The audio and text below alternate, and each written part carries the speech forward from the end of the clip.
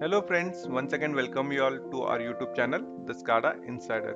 So in previous session, we have discussed regarding the introduction to WinCC SCADA software. Again, we have seen some topics like what is WinCC OA, the need for SCADA software, its features and applications. So in today's session, we will see what is WinCC SCADA framework. A SCADA framework is a set of software tools and technologies that are designed to help build a SCADA system more efficiently. So it is a typically includes a pre-built component for common SCADA tasks such as data acquisition, control and visualization. तो इसका क्या meaning है कि जो SCADA framework बना है it depends upon different components. हर एक कंपोनेंट का अलग अलग टास्क होता है, जैसे कि first task is data acquisition, second task is की कंट्रोल प्रोवाइड करना है हमें एंड डिवाइसेस को या उस डेटा को विजुअलाइज करना है. तो ये सारा जो टास्क होता है अलग अलग कंपोनेंट्स करते हैं एंड सब कंपोनेंट को मिला करके एक SCADA फ्रेमवर्क बनता है. Now, WinCCOA framework. So, WinCCOA is a modularly built system. The required functionalities are handled by a specific units that were created for different tasks. तो जैसे कि आप यहाँ पे देख सकते हो कि यहाँ पे अलग अलग यूनिट्स अवेलेबल है. एक यूनिट है इवेंट मैनेजर, सेकेंड यूनिट है डेटाबेस मैनेजर, थर्ड यूनिट है drivers. So in WinCCOA we call this particular unit as the managers. So this manager our own software processes. क्यों ऐसा कहते हैं कि हर एक मैनेजर का अपना अपना टास्क होता है जो उनको एग्जीक्यूट करना पड़ता है. ओके, सो उन मैनेजर का क्या क्या टास्क है वो हम लोग आने वाले स्लाइड्स में देखेंगे. So the first one is event manager. So we can say event manager as a central processing unit or the heart of SCADA system. Okay, so this unit always keep images of all process variables in the memory. We can call it as a central data distributor or the communication center of WinCCOA. हम लोग क्यों इसको central communication centre बोलते हैं? Because जो कुछ भी चीज़ें इस काडा में होती है वो इवेंचुअली दिस इवेंट मैनेजर के थ्रू ही होती है. अगर आपको फील्ड से डेटा लेके आना है तो वो डेटा कैसे आएगा? इवेंट मैनेजर रिक्वेस्ट करेगा ड्राइवर्स को कि बॉस मुझे डेटा चाहिए. ड्राइवर्स रिक्वेस्ट करेगा एंड डिवाइसेस जो कि होगा पीएलसी सेंसर. तो पीएलसी डेटा भेजेगा ड्राइवर को, ड्राइवर डेटा भेजेगा इवेंट मैनेजर को. अभी इवेंट मैनेजर का रिस्पॉन्सिबिलिटी है कि मुझे इस डेटा के साथ में क्या करना है. आइदर मुझे उस डेटा को स्टोर करना है या उस डेटा को मुझे सिर्फ स्क्रीन्स के ऊपर दिखाना है. अगर डेटा को स्टोर करना है तो कौन से टाइम इंटरवल्स में करना है. मुझे हर 5-5 मिनट में डेटा को स्टोर करना है, हर घंटे में स्टोर करना है, हर डेली बेसिस पे स्टोर करना है. तो वो ये डिसाइड करता है. अगर उस डेटा को स्टोर करना है तो ये क्वेरी जाएगा आर्काइव मैनेजर को. आर्काइव मैनेजर डिसाइड करेगा कि टाइम इंटरवल क्या होगा उस पर्टिकुलर डेटा स्टोरेज का. अगर ये डिसाइड करते हैं कि हम लोग 5-5 मिनट में स्टोर करेंगे, that will give query to event manager and event manager will give query to the database manager कि बॉस जो डेटा आया है मेरे पास मुझे उसको स्टोर करना है हर 5 मिनट में, आप उसको स्टोर कीजिए डेटाबेस में. ठीक है. अगर स्टोर नहीं करना है तो ये क्वेरी करेगा यूजर इंटरफेस मैनेजर को, बॉस ये डेटा को सेव तो नहीं करना है मुझे, बट आप स्क्रीन के ऊपर दिखाओ, अलग अलग ट्रेंड्स के फॉर्मेट में दिखाओ, आप मुझे ग्राफ्स के फॉर्मेट में दिखाओ. Okay, so we can say it as a heart of the SCADA system.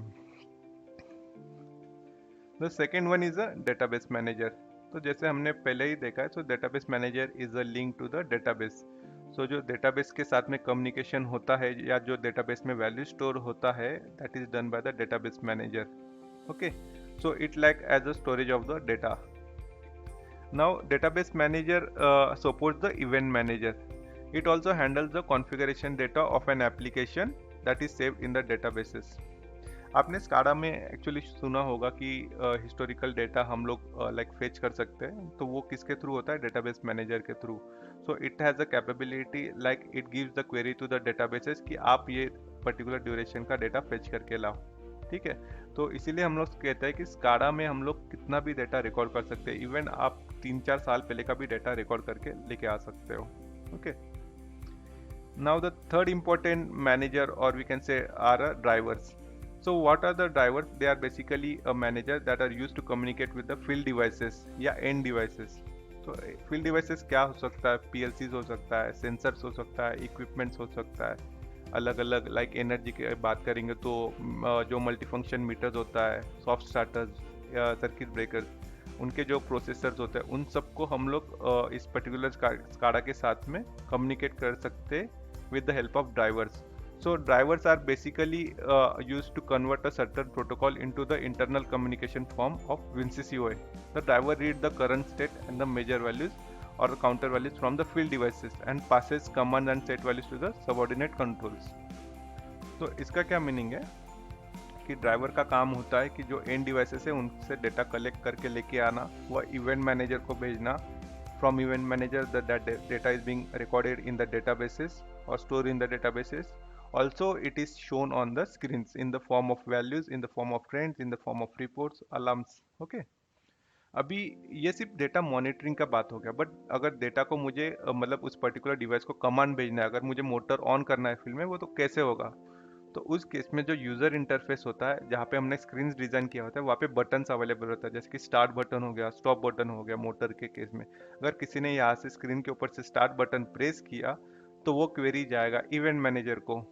So event manager बोलेगा कि मुझे ये कमांड देना है एंड डिवाइसेस को. वो कैसे होगा कि ये पर्टिकुलरली ड्राइवर को बोलेगा कि आपको ये पर्टिकुलर एड्रेस के ऊपर आपको कमांड भेजना है. Then driver will initiate the command to the end device. Okay, इस तरह से ये कम्युनिकेशन होता है. So drivers are special program that handle the communication between control and the field level. So there are numerous different communication forms with PLCs or the remote control node. So we have different drivers available in this SCADA software. जैसे कि मैंने mention किया है यहाँ पे Modbus, OPC, Profibus, इसी तरह अलग अलग ड्राइवर्स अवेलेबल है, जैसे कि SNMP, then DNP3, IC618, IC104, MQTT, and many more drivers are available for communication. Now the fourth one is a archive manager. So what is archive manager? It is used to archive or record data into database. तो हमने देखा था कि जो कुछ भी data drivers के through हमें मिलता है या एंड डिवाइसेस से मिलता है, SCADA का मेजर काम ही यह है कि हमको डेटा रिकॉर्ड करना है.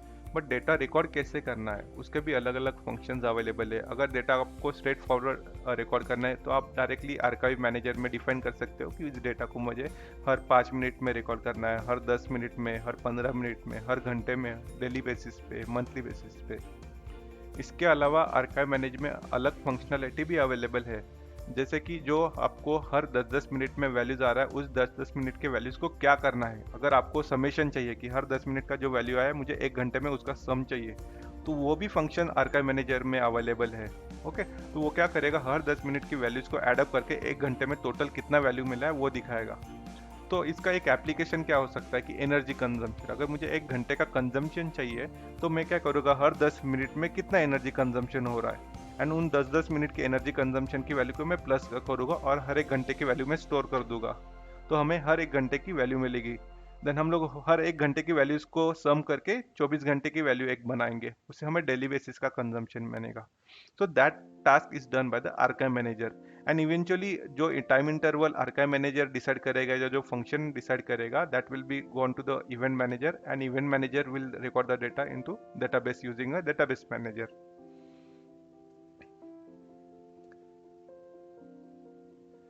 Then fifth one is a very interesting one, that is a user interface manager. तो यहाँ पे यूजर इंटरफेस मैनेजर में क्या होता है कि अलग अलग मॉडल्स अवेलेबल है, जैसे कि गेडी हो गया, पैरा हो गया. Okay, then like system management हो गया. तो गेडी क्या होता है कि GEDI means GEDI, that is a like development environment, जहाँ पे आप स्क्रीन्स का डिजाइनिंग कर सकते हो. जो एनिमेशंस आपको PID फॉर्म स्क्रीन्स में दिखाना है, मोटर दिखाना है, पंप दिखाना है, टैंक भरते हुए दिखना है, वो सब जो एनिमेशन आप करते हो वो गेडी में करते हो. तो ये जो मॉड्यूल है हम लोग उसको डेवलपमेंट एनवायरनमेंट बोलते हैं. ऑल्सो यहाँ पे जो हम लोग पैरामीटर्स का क्रिएशन करते हैं, जैसे कि मोटर हो गया, अगर मोटर में आपको स्टार्ट स्टॉप के 2 पैरामीटर चाहिए तो हम लोग उसके लिए टैग असाइन करते हैं. ठीक है, तो वो जो टैग्स क्रिएशन, डिलीशन, वो जब सब कुछ होता है वो हम लोग यूजर इंटरफेस के थ्रू ही करते हैं.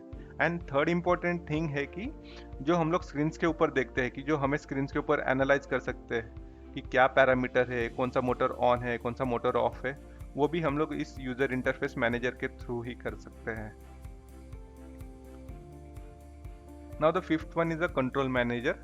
सो control manager is basically used to implement algorithms and processing scripts. अभी कुछ ऐसे प्रोजेक्ट स्पेसिफिक स्क्रिप्ट होता है जहाँ पे हम लोग SCADA के स्टैंडर्ड स्क्रिप्ट्स नहीं यूज कर सकते, वो हम लोग लाइक कस्टमाइज स्क्रिप्ट्स यूज कर सकते हैं, जैसे कि शेड्यूलिंग हो गया या अलग अलग स्क्रिप्ट्स. तो वो हम लोग स्क्रिप्ट्स लिख के कंट्रोल मैनेजर में हम लोग इम्प्लीमेंट कर सकते हैं. Okay, and the last one is API manager. तो अभी जैसे लेटेस्ट ट्रेंड है IoT रिलेटेड, तो बहुत सारे APIs का सपोर्ट ये SCADA प्रोवाइड करता है, तो आप वो APIs इंटीग्रेट करके थर्ड पार्टी एप्लीकेशन के साथ में कम्युनिकेट कर सकते हो या इंटरफेस कर सकते हो। So friends, we have already seen the framework of WinSysOS SCADA. So I will just show you a demo regarding how these managers are available in the WinSysOS software. So when we create a new project, here we can see the project name available, and by default we get these managers like process monitor. So process monitor is nothing but the like in this window we can see all the processes are running. So these processes are monitored using the process monitor. Okay. Second one is a database manager. So we already have seen the database manager, which is used to record the data and store the data in the databases. Then archive managers. So the archive managers are used to like configure the recording of the data, at what like time interval we need to store the data, in which fashion. Like there are multiple options available, whether we want 5-minute archive, 10-minute archive, or we want the data recording at each 1 hour interval. So the intervals are specified using the archive manager. Okay. Now the heart of this SCADA system is the event manager, which we already discussed. So the event manager basically controls all other managers. So all the data passing and everything takes using the event manager. Then we have a control manager. Some scripts are there which are manually written by us, or some process related algorithm which are we are writing in the programming codes. So that can also be run using the control manager. So we can define the control manager here. Then the user interface manager. So I already told you what user interface managers do. So we have configured by default GEDI. GEDI is basically the integrated development environment where we develop all the screens, we configure the tags and everything. Now, as already mentioned, by default we get this manager. So out of this manager, a event manager and database manager and process monitor. So these three are very much important to run the WinSysOS SCADA. Until and unless these three managers are running, the SCADA will not run. So these three managers should compulsory be in the running state, and all other managers are optional in this case. So if you wanted to append any new manager, suppose if I wanted to append a user interface manager, then we have options available here, like to append a new manager. So this many other managers. So I also told you there are other optional managers available. So if you want to communicate with any DNP3 supported devices, then we have DNP3 driver. Then if you want to communicate with substation devices, then we have IC61850, IC104 driver, the Modbus driver, OPCDA, OPC UA drivers. Then we have S7 driver to communicate with Siemens PLCs, then SNMP driver. Then so many managers are available. So it is known as an open architecture. It is open and flexible to communicate with any other devices available. Okay, so this was a small demo regarding the what is the framework of the WinSysOS software. In coming tutorials, we will be seeing this particular console and each manager in depth. So friends, thanks for watching our channel. Like, share and subscribe our channel. Stay tuned for the latest updates.